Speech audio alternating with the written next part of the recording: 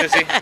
Hey, how are you, Lane? Good. I mean, how can I complain? We're here in Sydney, and it's just stunning. This is the nicest day we've had so far. It is the nicest day. We've been cooped up in a conference for the last couple of days, so we thought we'll do this interview outside. I wanted to welcome everyone. My name is Lucy Lynn. I'm the founder of Forestlyn. Today we have a really exciting guest. We've got Lane Rettig, or Mr. Radish. Mr. Radish, 要不高先生, which means his Mandarin name is Mr. Radish. 萝卜先生. Yeah, so my surname Rettig is Radish in German, which means radish. So I take pride in the fact that my ancestors were radish farmers. I bet they made really good radishes. Yum. So Lane is a Ethereum core developer, and it'd be fantastic to learn more about governance and I think design, especially in the blockchain space. Sorely, both things are very required right now. Mm-hmm. So I think we're going to have a really interesting conversation. Cool. But first and foremost, Lane, where did you study at school, and what did you want it to be when you were younger? What did I want to be when I grow up, or what do I want to be when I grow up? Because I feel like I'm still not quite there yet. I think both of them. Cool. So I think the common thread for me has been software and computers. I actually grew up on a small farm in rural southern New Jersey, so quite isolated, was a child right at the time when kind of personal computers and the internet were just becoming a thing and just taking off. And I'm 36 years old, so this is kind of late 80s, early 90s. I still remember having my first, 386 computer and AOL, to get online and things like that. So I've been just fascinated by computers and by programming since as far back as I can remember. And taking out the modem from your phone. Oh, yeah. No one else is allowed to use a phone. Oh, yeah. When you use what used to happen is we had a single phone line, and I would be online, downloading video games or something, playing video games, and my mom would pick up the phone to make a phone call, and it would drop my internet connection. I still remember. Kids today will never know what that was like. Yeah. We're about the same age. I was doing that too. So I studied computer science in college. So I said that's been like the common thread for me. I always knew I wanted to be a software developer. I also studied East Asian languages and cultures in college. So I spent. This is why he knows Chinese. I speak Chinese and Japanese. I spent a year abroad in Japan as an undergrad, and then. Oh, I lived in Japan too for 2 years. There you go. Exciting. So that's been a common thread for me as well. And it's interesting how Ethereum has brought me back to Asia, and I guess Asia Pacific, which has been exciting. I've had a chance to engage with the communities in places like Taiwan and Hong Kong and Japan over the past couple of years. So I did that. I studied computer science. I worked in finance, in quant finance, actually at a hedge fund in New York and then out in Hong Kong for a few years after school. It was an interesting time to start in finance. I started in 2006, which was kind of like, I sort of jokingly say it was like the tail end of the Wolf of Wall Street years, and then the financial crisis happened and the world fell apart, and it was a fascinating time to be in that particular position and kind of see things from a front row or maybe second row seat. And it just made me realize kind of how little I understood about the way the world works, about things like incentives, and I had a deep but very narrow perspective on the world as an engineer, and sort of this experience working in this financial company and experiencing the financial crisis made me really want to go deeper and to understand better things like finance and economics and business, basically. So that led me to business school, which led me to entrepreneurship. So I left. I was in Hong Kong for work. I left Hong Kong in 2012. I left the financial company, did a double master's in business and international studies, which took me back to China to study abroad, which was really fun. And I started a healthcare technology company. I had a very strong desire, finance didn't jibe for me because the values were not aligned. It was really about capturing value, not about innovation or creating value to me. And so entrepreneurship gave me the opportunity to really be at the cutting edge and the forefront of value creation and innovation, and just reimagining and reinventing pieces of the world around me that I thought could be better and could be fairer. So I built a healthcare technology startup and worked on it for a few years, and we sold the company in 2016. It was a very frustrating experience because healthcare moves very slowly and it's not actually a very innovative field to be in. It was during a sabbatical, so I took some time off, traveled around the world, really did a lot of reading and studying and kind of meeting people to kind of figure out what to do next. Funnily enough, that brought me here to Sydney for the first time in 2017. Really fell in love with it when I was here the first time. And long story short, during this time I discovered Ethereum. kind of by accident, and had an aha moment. And when I really understood what Ethereum was and what a smart contract is and what it's capable of, my head exploded, and I just felt very strongly that I wanted to research this and understand it better and contribute to it. And that led me, over the course of the past couple years to my current work, which is full-time Ethereum, all in. Yeah, fantastic. Wow, you've had quite a varied global experience, which It's been is very quite global, exciting. very, very global. Yeah, I've been incredibly fortunate. I've been to 6 continents, and Ethereum alone has already taken me probably to 5. And I think that's important, right? It's important that we engage with the global south. It's important that we engage, it's very, like, if you look at the actual cross-section of participants and developers and researchers and that you get at events like this, it's really quite narrow. We really come from a very narrow set of places and socioeconomic backgrounds and educational backgrounds, etc. But my vision for Ethereum is much bigger, much, much, much bigger. And I think it's critical that we make efforts to really engage with people everywhere, meet them where they're at. Yeah, and I agree. I mean, one thing I do love about the space is that it is global, Yep. but it is, I think a lot of us in this space are kind of at the same kind of level, background, have that knowledge, but what we're looking to do is to expand this out, which is also why one of the purposes why I want to bring some more beginners into this emerging tech space.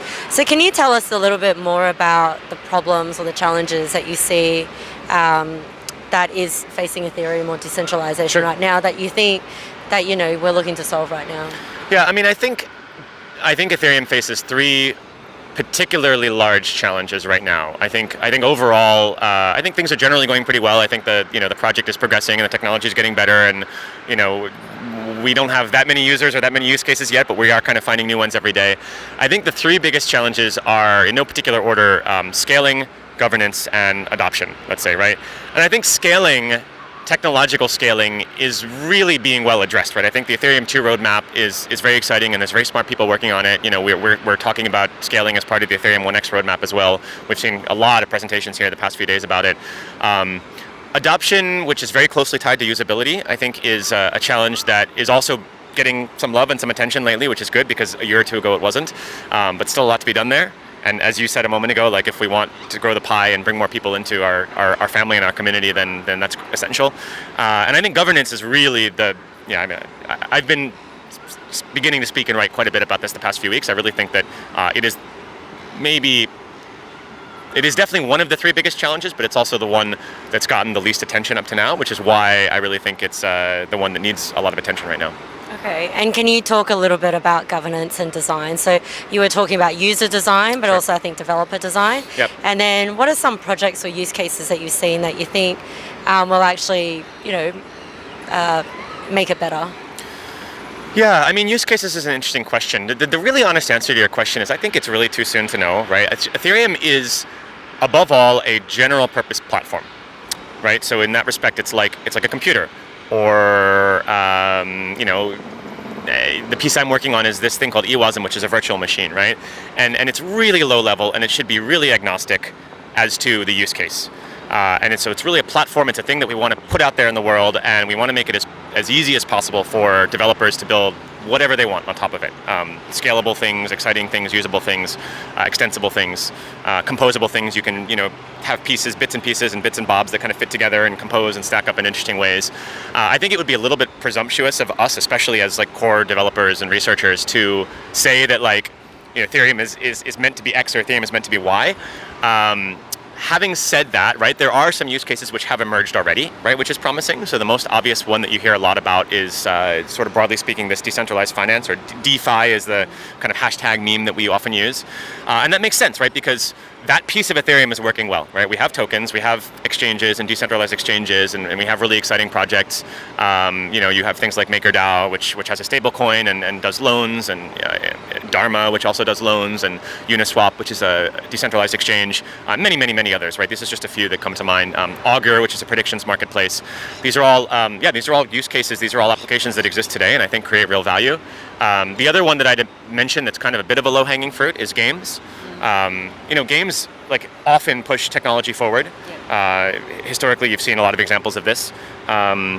And there's a lot of really cool games that are beginning to emerge using things like non-fungible tokens. And as a gamer myself, actually, so I didn't answer your question earlier. You asked me what I wanted to be. What I wanted to be when I was younger was a games developer, which is why I chose computer science. I could see that. Obsessed with games when I was younger, when I was in high school and university. And so that part of me, the gamer, teenager in me, is very excited to see some of these use cases emerging. And if you think about it, if you invest a lot of time in building up a particular character or collecting a set of items in a game, like a role-playing game, which is what I love the most, the way it works today is that that's very centralized. It exists on, if you're playing World of Warcraft, it exists on the Blizzard servers, and you can't take those items with you. You don't own them in any meaningful sense of the word own. Whereas with a platform like Ethereum, it's self-sovereign. So you actually do own it, and you can take these items and characters and things with you across multiple games. So that's another really exciting use case. So if I'm Chun-Li from Street Fighter, I can quickly go into another game very quickly. Yeah, well, so in that particular case, let's say that you've invested a lot of hours in playing Street Fighter and you've collected, I don't know what they're called in Street Fighter. You've collected points, right? Your character's gotten stronger, you've unlocked new abilities or something, right? That's exactly the point. You actually own those, and you can then take those with you to other games in the future, which was never possible before. And I think that's what I like about decentralization, is that it's an ecosystem that you can easily take your own personal data and your own personal information. It's not owned by somebody else. Exactly. And I can easily transfer that, and I can also get money back. I could incentivize. You can trade as well, right? So that's another thing that's not possible today. And if you think about it, the incentives are such that in all these existing games and game platforms, the developers and operators of those platforms, it's just like Google, right? They build walled gardens, and the incentives are such that they want to keep you inside of those platforms and keep you on their own games. But Ethereum really breaks down those walls and just ushers in this new paradigm where, again, this word is self-sovereignty, right? You have self-sovereignty, you have full ownership over all those assets, and there's nothing any developer can do to take them away from you or lock them into a walled garden. We really start with openness and permissionlessness. That's great. So from an impact perspective, how would design and also governance improve the impact of our experience or the consumer? Yeah, I think as a general statement, Ethereum, I've said this many times before, but I think Ethereum is the technological project in the world today that has the greatest potential to do the greatest good, period. I think that there's just incredible things. We've talked about use cases like games and decentralized finance. I think that's sort of more near term. I think if you look medium to longer term, you'll see really incredible radical experiments. I'm using that word radical intentionally, right? With things like building better democracies and better voting systems and things like universal basic income, right? So those are the longer term use cases that I hope that we can unlock as Ethereum scales and new features come online. So that's the impact, right? I think that it can have, I've chosen to devote my life to this because of that potential impact. But to get there, right, we need design, we need scalability. And in particular, Ethereum today is very developer focused. It's very difficult for non-developers to get on board, both using it, building on it, but even just joining our community, because as I'm sure you've noticed, it's a lot of buzzwords and a lot of kind of insider nerdy type stuff. So that's sort of where design comes in. And governance, this is very complex and very multifaceted. I guess one thing I would say is governance is about how we make decisions, and we have very little kind of formalized or rigid governance systems in Ethereum today. We don't sort of do any kind of voting in any formal way, and so what happens when you don't have that is that you have these kind of de facto systems that kind of emerge, right? So there are actual human beings that are actually making decisions about where funding gets allocated and what sort of things we want in Ethereum and what Ethereum should be and who it's for and what those use cases should be. If we don't include as many voices as we can in that conversation, then I have a little bit of a fear that Ethereum will turn into something that benefits, again, our cross-section of this, the demographic we have today, which is not representative of the broader world. And so I think one of the roles of governance is to make sure that all those voices are heard and that we make room for those voices, not just today, but far into the future. Does that make sense? Yeah, no, I love that, because I think in AI and ethics is also another big Absolutely. topic. We have a lot to learn from that community. Yeah, I think quite similar, because I'm quite interested in AI and also ethics as well. And I think they're going through very similar things, like what do you put into the algorithms to make you to make these personalizations more fair for everybody else. It's a lot of males who are developing and coding and putting it into these algorithms, but that's not not representing everybody. One of my favorite examples of this, which is a really sad example, is that the machine learning, quote unquote AI systems that are being used to build like self-driving cars have trouble seeing dark-skinned people. There's real solid evidence of this, right? And that's it just goes to show that the systems we build are only as good as the data we put in, and the systems will reflect the biases that are already present in our existing society. And so I think this kind of techno-utopianism where we say we're going to build technology and it's going to save the world, it's promising, but we have to recognize that we still have a human element in there. These biases exist. There's a this conversation is happening in a very big way right now in the kind of broader AI space, right? So OpenAI is one example of an organization that's working on it. It's just now beginning in blockchains. And I think that the most interesting question here is, what is the role of the autonomous systems and what is the role of the human beings, and how do we reconcile those two? So that's actually the core of my research right now. Okay, fabulous. I'd love to learn about that. But yeah, I mean, I see it as any emerging new technology. Absolutely. This is one of the foundational things that you need to get right, because once you start continuing to build on top of it, and it's not fair for everybody, it's just continuously going to be much worse here onwards. So yeah, I mean, I think that is, so we have to recognize always that technology can be used for good or bad. I've been thinking quite a bit about this recently, and it is quite a powerful thing to realize, right? Technology in and of itself doesn't solve problems. What technology does is it makes things happen faster, and things get bigger, things scale, right? And so whether we bend this to for good or for evil, so to speak, is up to us, right? And we have to put in place kind of systems and controls, and we have to make sure we're having conversations, and that all the people who need to be part of these conversations are part of these conversations, so that technology is we're going in the right direction with it. And I don't know that we know for sure yet which direction that's going to be. We're at a bit of a turning point right now. Okay, some exciting bits coming up then. Yeah. So let's finish off with a few quick questions. What's one piece of tech? Lightning round. Lightning round. What's the one piece of tech that you can't do without? I mean, this may sound self-serving, but it really is Ethereum. I use it every day. I really, really do. So examples are, again, I have a very global. I live in a very global world. And when I have lunch with my friends and I want to send them some money, it doesn't make sense for me to send them US dollars using Venmo, because most of them are not Americans. So we send DAI on the Ethereum network instead.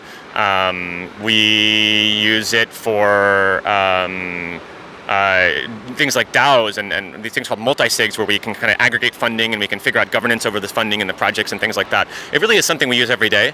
Obviously, it has a long way to go in terms of usability, but we're really dogfooding with it. And I genuinely think my life would be much harder if I couldn't use Ethereum tomorrow. I love it. Everyone said mobile phone, so you're the first one who hasn't said that. All right. It would be, yeah. I mean, not having a mobile phone would suck too. And I use Ethereum on my mobile phone, but you can tell how passionate I am about this project. No, it's good. It's good to have something different. Airplanes, that's another one, right?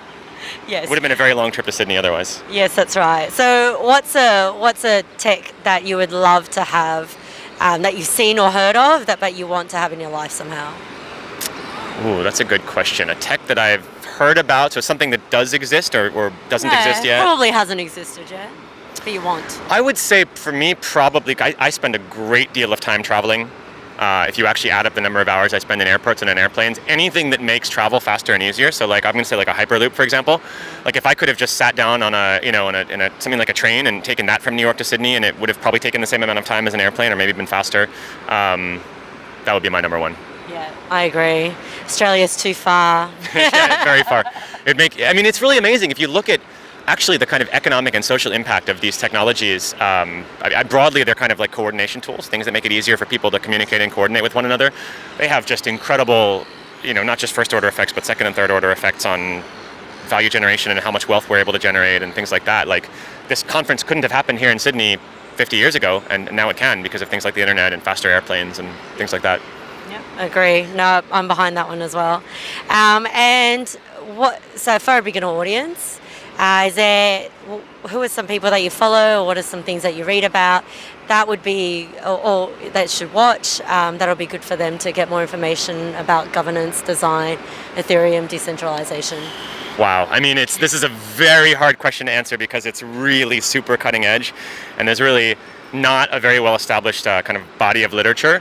I think as far as Ethereum governance goes, just the past couple of years, I think the dialogue has begun. So people like Vitalik Buterin, who I'm sure many people are familiar with, and Vlad Zamfir have written and spoken quite a bit about this topic. Vlad wrote a really great article in January introducing this concept called Szabo's law, which I won't attempt to explain here because it's very complex, but it touches upon what I mentioned before, which is like, what is the role of people, what is the role of systems, and how do we reconcile the two?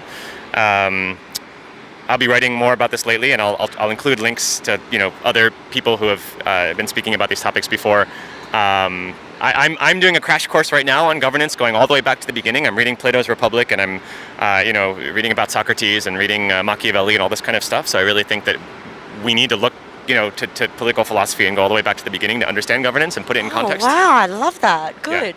Yeah, I think that's critical, and I think that's one piece that's been missing from this conversation. Yeah, it really has. Like, because the Greeks, they came up with democracy. They invented it. Yeah. So is that what you're looking to do also for Ethereum? I don't know. To be honest, I don't know yet. I mean, I like democracy. It's you can't talk about democracy without invoking that quote, which I think was Winston Churchill, right? He said it's a terrible system except all the others that have been tried. We haven't found anything better yet, and Ethereum today is not a democracy in any meaningful way, so I think that'd be a step in the right direction. But I don't think that whatever we end up with, whatever we land on, will not look or work like democracy in Australia or the United States or many other places for various reasons, right? Our fundamental concept, fundamental building blocks, things like identity, are going to be very different. Fascinating. And but is there anything... Do you watch any Twitter? Do you watch anything on YouTube, or do you follow anything on Twitter that you think would be good for a bigger audience to kind of just start on, or anything like that? Well, how did you get in this space? What did you talk to? Kind of everybody. I'm not going to recommend anything specific on Twitter or YouTube because I think we call it crypto Twitter, right? It's a fun place, but I have such mixed feelings about Twitter. It's full of trolls. It's essential, right? It's sort of the best thing we've got to kind of communicate as a community, but it's really crappy and really limited, and it really makes it quite difficult. We have to kind of distort ourselves and contort our words and things. It's really like a megaphone. So I don't think it's at all the right place to have dialogue about these things. I would say maybe places like the Fellowship of Ethereum Magicians Forum. It has a silly name, but it is quite a legitimate thing. So if you go to ethereum-magicians.org in the web browser, you'll find that. That's more technical governance than to the social side of governance. Oh boy, yeah. I guess look for me on Twitter. I'm Lane Rettig on Twitter and on Medium, and I'll be publishing some things about this and hopefully be able to do a better job of pointing people at resources than I can on the spot because there aren't that many right now. But we're working on bringing them together. Really, things live on GitHub and repositories, which are hard to kind of point people at. See, this is what happens in an emerging tech space, is that it's still so new that a lot of all these still hasn't really happened. I tried to write a chapter for a book called Mastering Ethereum, which is an open source book written by Gavin Wood and Antonopoulos, which emerged, I think it was published early this year. So I tried to actually contribute in open source fashion a chapter on governance to this book last year. And it was the hardest thing I've ever done because, just like you're asking me now, I was like, okay, what are my reference materials here? What is my primary sources and my secondary sources? This is very emerging and very cutting edge, and it doesn't exist yet. So one of the things that we can really, really, really use help with is canonicalizing a lot of this stuff, right? Through initiatives like the Ethereum Cat Herders, which I know you spoke to Brett about. Just jump on board. It's a great way to begin contributing and help us put together better resources, basically. There you go. It's a call to action for everybody else. Well, thank you so much for being able to chat. It's been a fascinating conversation. I'm glad we touched about governance and also a little bit less on design, but hopefully next time we can talk a little bit more about that. Cool. And we'd love to get some more mass adoption into the space. It is exciting. It is new, and it's exciting to be part of it because I think you're forging the direction of the space in the future as well. And we need everyone's help to get there because we can't do it on our own, right? As I said before, we need as many voices and as diverse a set of voices as we can get. So it's a permissionless community. We always welcome new contributors. Fantastic. Well, thank you so much, Lane, Mr. Ryobogal. And thank you so much, and I'll see you next time. Thank you very much, Lucy.